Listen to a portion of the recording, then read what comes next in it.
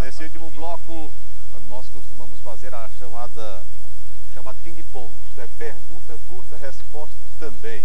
Então, no caso da paridade, é ficcional, entre dólar e real. Não, muda, a paridade muda um pouco, não é? Mas eu estou sofrendo aqui com a real forte, não é?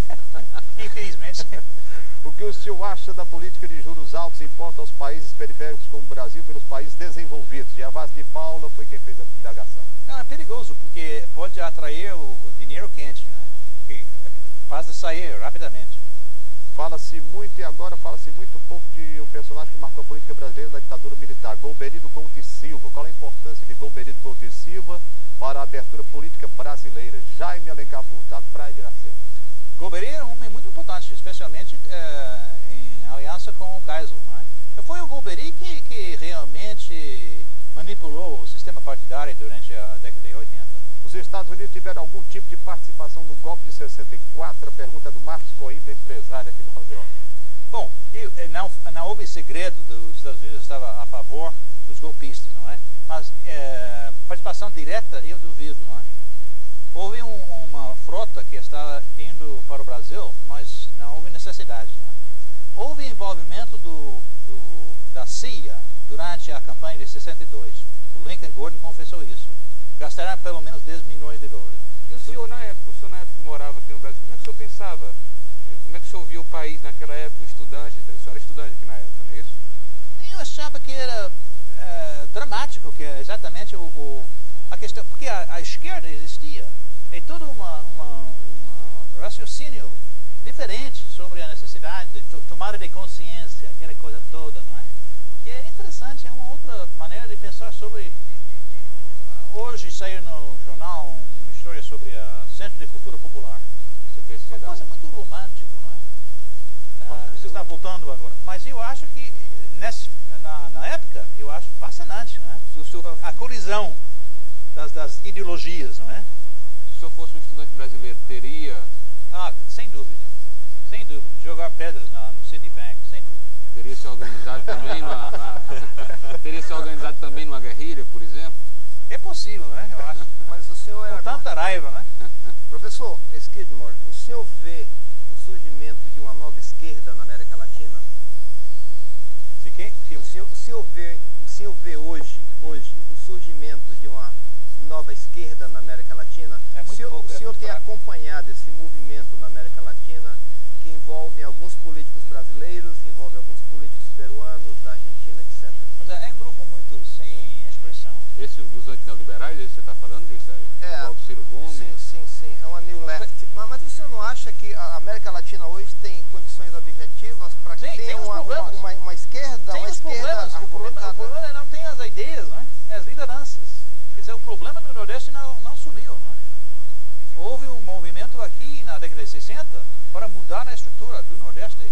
A situação não mudou muito, né? Mas o que mudou é a falta de Mas, professor, eu falo de uma nova esquerda, para usar a expressão em inglês, New Left, da Inglaterra dos anos 60, aqui no Brasil, que participa de um movimento emergente, do qual participam o ex-ministro Ciro Gomes, alguns políticos do PT, alguns políticos como Vargas Llosa, como outros políticos emergentes, a Castanheda na América Latina. O senhor acha que isso pode crescer?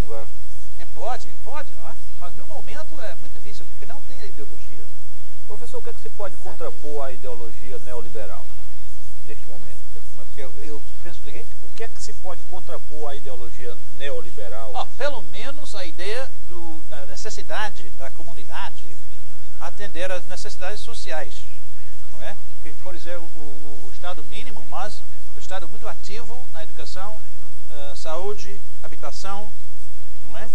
E além disso, precisa um regulamento, que é muito importante, não é? Porque nos Estados Unidos nós temos uma tradição muito larga da regulamento nós chamamos public utilities, por exemplo, a companhia telefônica regulada, o Estrada de Ferro, uma série de comissões com responsabilidade de regular. O Vanderlei Guilherme dos Santos tem um artigo muito provocativo nessa ideia de que nós temos há muito tempo um Estado mínimo, ausência de regulamentação. Mas eu gostaria de colocar para o senhor uma questão. Como é que o senhor vê esses conflitos que parecem existir em relação à Associação do Comércio Latino-Americano, a ALCA, as tensões Brasil e Estados Unidos?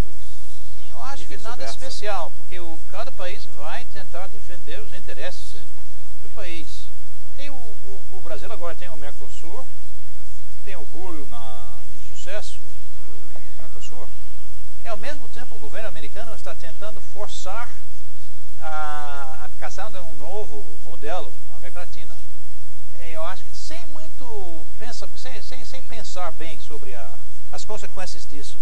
De modo que eu acho que, mas em realidade é uma luta sobre os interesses no comércio exterior, não é? Sobre as tarifas e isso. E isso é como vai continuar, não é? Professor, o Brasil tem que buscar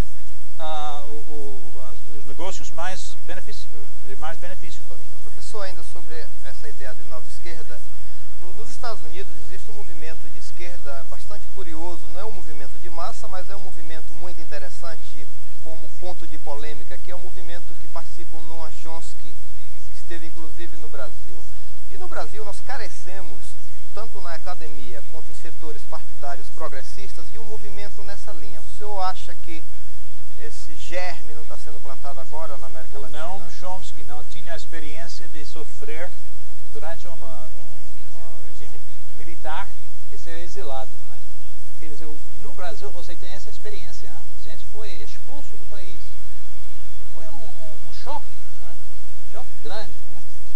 E com o colapso do mundo socialista, eu acho que é bastante difícil. O Chomsky ele não representa nada na política americana, né? É interessante ler o New York Review of Books, mas além disso, não elege ninguém, né?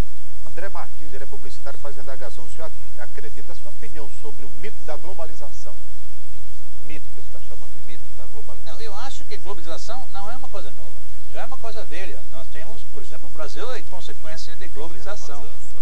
Não é? Tem um pioneiro de globalização que se chamava Pedro Álvares Cabral. O comércio mundial nasceu realmente no século XV, não é?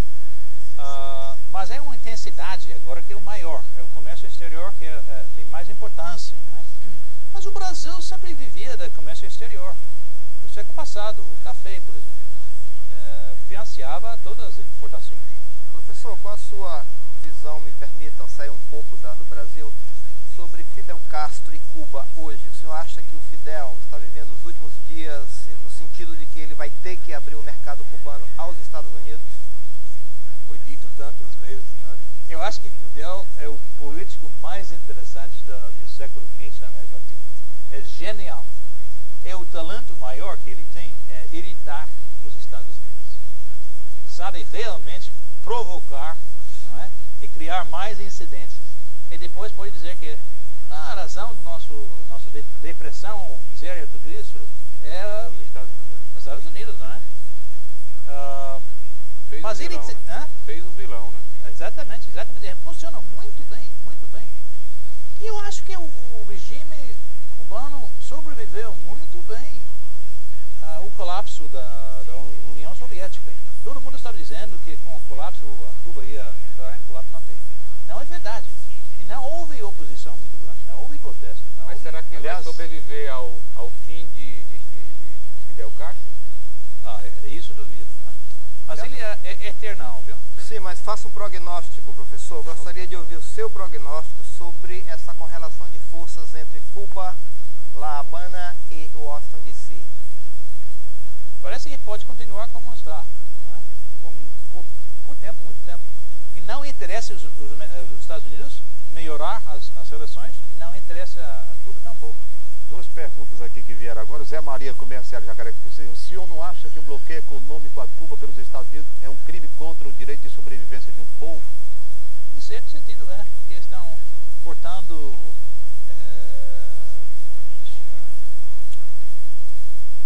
medicamentos, por exemplo, que não estão chegando. Os bancos norte-americanos estão influindo até que ponto na economia brasileira? A pergunta é do Cláudio Júnior, mora na Aldeota, é comerciante. Não sei. não me disseram, né? Professor Skidmore. O senhor acha que é possível, professor, a expressão expressão... A imprensa está crescendo, viu? Está crescendo. O senhor utiliza a expressão bancos americanos, bancos alemães, bancos japoneses. O senhor não acha que o capital está transnacionalizado a ponto de não localizarmos? Mas ainda tem as direções, né? O Citibank é bem diferente do Chase Manhattan. É diferente do Bankers Trust.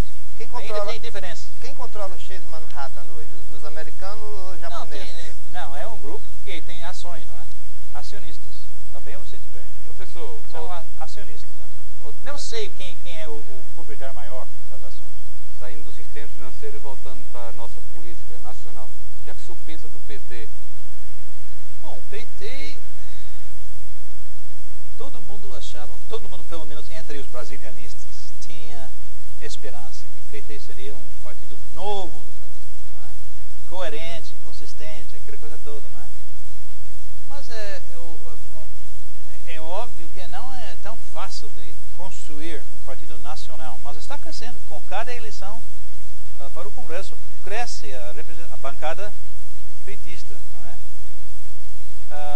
Mas eles estão também sofrendo com a falta de ideias, não é? Como é que a gente vai contrapor o Estado neoliberal, não é? E também com divisões internas. Eu acho que isso é um problema sério do PT, divisões internas. Bastante sério, né? Mas tem também nos outros partidos. Mas de lá é meio visceral, é meio... Mudando um pouco de assunto, o senhor tem dedicado sua atenção mais recentemente para a questão das relações raciais no Brasil, né? Sim. Que realmente são bastante diferentes do padrão americano, né? Inclusive porque lá houve uma divisão, né, no sentido, por exemplo, da escravidão. Havia um confronto, um conflito quanto a isso, enquanto aqui havia uma hegemonia, né, favorável que conviveu durante séculos, etc. No Brasil, levando em conta essa diferença na história da miscigenação e das relações raciais, não se pode falar com muito mais propriedade na discriminação contra os pobres em geral do que contra negros ou mulatos? Isso sempre foi a explicação até o censo de 70. Agora nós temos dados sobre isso, sobre discriminação racial no Brasil, no mercado de trabalho, né?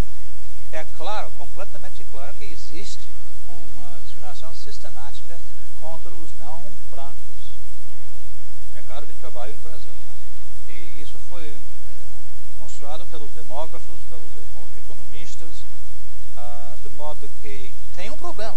Não estaria mais ou menos no mesmo nível de diferenciação, por exemplo, em relação às mulheres?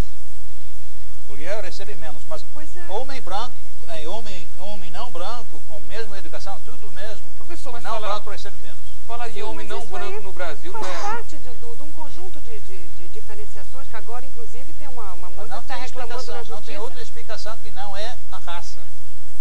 Isso. Sim, mas eu digo, não ganha densidade de uma grande questão nacional, né? De quem? De uma grande questão. Não vira uma grande questão nacional. Bom, isso é outra questão. É outra questão, não é? O fato que o não branco no Brasil não protesta é outra coisa. Isso é outra coisa. Bem separado do fato que existe discriminação racial no Brasil. Não, até protestam, né? Pessoas que não foram proibidas de entrar no hotel, muito pouco. O movimento aqui é muito fraco. Mas você vê um conjunto de pessoas negras que ocupam cargos importantes, que são valorizadas, que são admiradas. Bom, eu só posso dizer para você que se você quer pegar as pesquisas sobre isso, é óbvio a discriminação no mercado de trabalho no Brasil. É óbvio. São os dados, mas em geral... Só foi medido em relação ao mercado de trabalho. Sim, que é o mais importante, não é? Mas, o ingresso. Professor, o ingresso.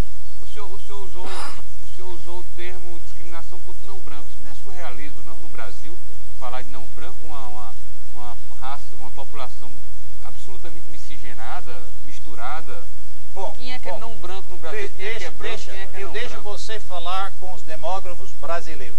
Nelson Vale do Silva, Carlos Hassenbach, um grupo muito grande, pode falar com eles, não comigo, porque esses dados não são meus, são do censo brasileiro.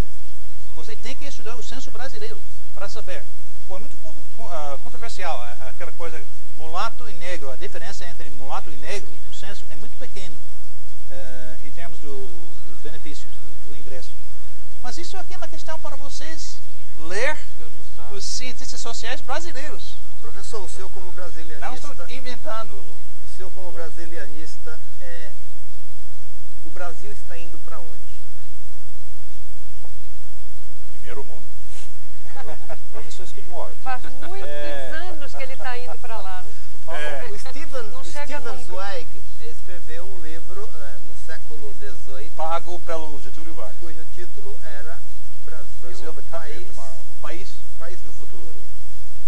Professor. E o Bill Gates escreveu um livro agora com esse mesmo título, The Road Ahead. Está vendendo muito no Brasil, está vendendo demais. O senhor, nessas 3 décadas que acompanha o Brasil, certamente tem um juízo sobre a universidade brasileira. Atualmente parece que se vê uma fuga de cérebros das universidades, tanto para o exterior, por exemplo, nas universidades americanas, hoje há várias escolas importantes do Brasil, como também para a iniciativa privada. Como é que o senhor avalia a universidade brasileira na atual conjuntura? Ela está melhor, está pior, Eu acho essa se fuga desmantelando? desastroso, porque tem gente que está no pique da capacidade profissional, que estão saindo, mas isso é culpa, em muitos casos, do sistema de aposentadoria, não é? Que você pode aposentar-se com o salário integral, não é?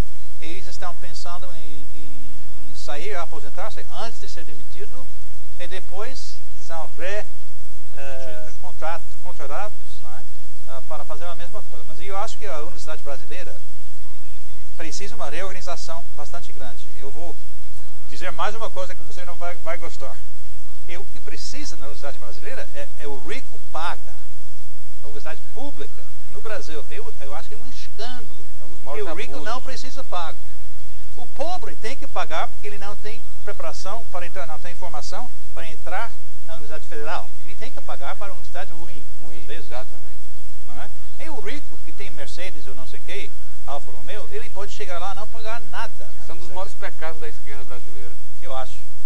Professor, já que o Filomeno fez essa pergunta sobre a academia, lá no Centro de Estudos Latino-Americanos, lá nos Estados Unidos, os seus alunos que estão estudando o Brasil, qual é a temática que mais os está atraindo a refletir? Sendo jovens... O que é que está na moda, digamos assim? Bom, no ano passado eu tinha 3 ou 4 alunos de graduação. Um fez um estudo sobre o sistema judiciário brasileiro, criticando ferozmente. Outro fez um estudo sobre relações raciais no Brasil, uma coisa mais moderada. Terceira, uma tese, todos são de graduação, hein? Uma tese sobre a delegacia da mulher. Ela entrevistou muita gente, juízes e delegados. E que mais? Eu tenho um aluno de pós-graduação que está fazendo uma tese sobre educação no Distrito Federal durante a década de Getúlio, a época entre 30 e 45, que é fascinante, porque tinha todo mundo que estava lá, Chico Campos, Teixeira, Vila Lobos, mas em geral, a gente da graduação tem mais interesse nos assuntos quentes, né? Especialmente qualquer coisa que está ligado com justiça social. Mas lá dentro dos estudos sobre a América Latina, o Brasil está em baixa? Interesse sobre o Brasil? Não, depende da universidade, porque muitas vezes não tem especialista no Brasil, mas nós temos um interesse grande nos Estados Unidos. Mas obviamente é maior, o interesse no México é maior. Né? Mas em comparação com a Argentina, por exemplo, eu acho que é muito mais interesse para o Brasil. Professor, o Luiz Carlos, ele mora no bairro de Fátima, engenheiro, pergunta quais as perspectivas do sindicalismo brasileiro diante da atual conjuntura no país. Sindicalismo? Isso. Coitado disso. Eu acho que é um problema muito, muito grave. Outra coisa que não aparece no jornal é sindicato. Estou aqui um mês e não aparece nunca a palavra sindicato. É incrível, não é? Quer dizer, são divididos, também o Lula jogou tudo contra o Plano Real, perdeu, não é?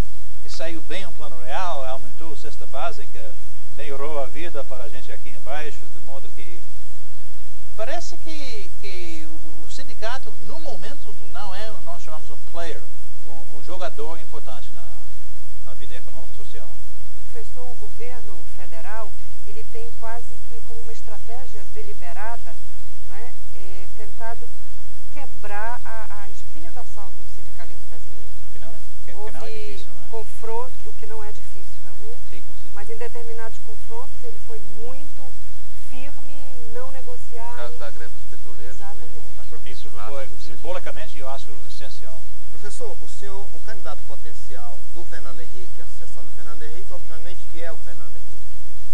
Mas qual seria o candidato de esquerda ou de centro-esquerda que poderia ser um candidato razoável para fazer frente a essa hegemonia eleitoral do Fernando Henrique? Parece que não tem, né? E se fala em Lula, Brizola não pode ser. Quem mais? Não tem ninguém. Realmente. O Tarso Genro, ele não tem imagem nacional. Não, ele é restrito ao sul demais. De modo que parece que não tem ninguém. E o senhor acredita, a revista Veja dessa semana coloca uma entrevista de páginas amarelas com o ex-presidente Collor, onde ele afirma que pretende voltar ao palco da disputa eleitoral no Brasil no ano 2000. O senhor acredita que o Collor possa vir a ser ainda legitimado como candidato a presidente da República e se eleger? Qual a sua opinião? Vereador em Canapi, tá bom? Vamos esperar. Vereador, boa ideia. Em Canapi, a cidade da Canapi, esposa. Alagoas. Professor, a literatura sobre os processos de democratização na América Latina sempre tem adjetivado essas novas democracias como não institucionalizadas, pouco institucionalizadas, fracas, débeis. Como é que o senhor vê o avanço da democracia nesses países da América Latina, de um modo mais geral? Ela corre riscos ou ela está numa fase de ampla melhoria? Já ultrapassamos, de um modo geral, os golpes militares? Parece, né? Que, em geral, o golpe militar precisa de apoio civil, né? Sim. Se não houver, não dá para os militares tomar conta. Bom, eu acho que o Brasil é um exemplo mais ou menos favorável, né? Para a democracia, em comparação com o México, que tem problemas muito graves, né? Como que sair do sistema unipartidário, né? Chile é muito estável. A Argentina é muito artificial. O sistema lá também com Menem continuando na presidência. E eu acho que o Brasil, com as eleições honestas, mesmo com todos os problemas, é um sinal da construção de democracia. Eu acho que o Brasil está construindo. O problema é que falta paciência, não é? Estamos aqui, quanto tempo vai levar? Mas é só no futebol a nossa impaciência. O historiador diz, bom, meio século não é nada, não é? Século não é nada. Mas faz parte da construção da democracia essa substituição do perigo dos golpes militares pelo perigo dos golpes civis, como esse da reeleição? Existe. Mas pelo menos não são armados, não é? Ângela Gurgel mora na Parquelândia, estudante. A que se deve a falta de ideologias nos partidos atuais? Esse é problema mundial. Não sei, é problema para muita gente. Eu acho que é excelente, né? A ideologia é horrível, não é? E o Francisco já escreveu O Fim das Ideologias nos anos 60, né? O Francisco Martins da Parquelândia, professor, por que o senhor se apaixonou pelo Brasil e pela sua história, quer dizer, a história do Brasil? Porque está aqui. Se apaixonou por Getúlio, né? Pois é, por causa do calor humano. Eu disse isso uma vez, respondendo a essa pergunta, alguém me disse, essa é a demagogia brasileira. Professor, eu vou repetir a pergunta do ouvinte. Qual foi seu primeiro momento de contato com o Brasil? Na época você era professor da Universidade de Wisconsin, em Madison, não é isso? Por que Brasil? O Brasil é questão do horário, né? Eu já expliquei, não é? Ele já explicou. Ele pede aqui uma prioridade, Evandro Miranda Coelho, advogado. É interessante o senhor explicar aqui, não foi? Foi explicado? Foi ontem no outro programa. Qual foi? O senhor O Brasil é muito grande, eu peguei a mapa. Sim. Não é? E Paraguai é muito pequeno. Honduras, menor ainda. Não é? E o Brasil é muito grande. Eu perguntei, quem está estudando no Brasil? Tem pouca gente, porque aquela gente perverso fala português. Não é? E todo mundo achava que é um país interessante. Não é? Cria estereótipo. Como é? Estereótipo. Era positivo. Professor, Evandro Miranda Coelho. O senhor está aqui no Ceará, o que é que o senhor sabe aqui do Ceará? A terra dos jangadeiros. O que mais? Outro muito bom estereótipo. Vamos ao outro. Que o Ceará tem uma história bem diferente do Pernambuco, porque é muito mais conservador do que a história radical de Pernambuco. Por exemplo, o partidão no Ceará sempre foi muito mais fraco do que no Pernambuco. E além disso, que é o problema da seca, os industriais da seca, me lembro do livro sobre isso, Antônio Calado. E também o cearense é bonzinho, é muito amável, né? Essa diferenciação com Pernambuco também se deve a que a historiografia pernambucana é muito mais forte. Então esses movimentos radicais, etc., são muito mais divulgados do que o... Quando eu cheguei aqui em 61, eu disse, eu sou historiador, disse, bom, vamos levar você para o Instituto Histórico e Geográfico Cearense. Tudo lá é estudante. Isso. Professor, o senhor falou que o cearense é muito amável, mas amável também o senhor. Está na hora de terminar o programa e nós não poderíamos deixar passar exatamente esse gancho final de palavra amável. O senhor, além de conhecer profundamente o Brasil, deixou um ar de simpatia muito forte, atendendo aos telespectadores todas essas perguntas que foram feitas aqui. Agora, para terminar, a mensagem é mesmo de otimismo. O país pode crer que sai dessa situação e vai para o primeiro mundo?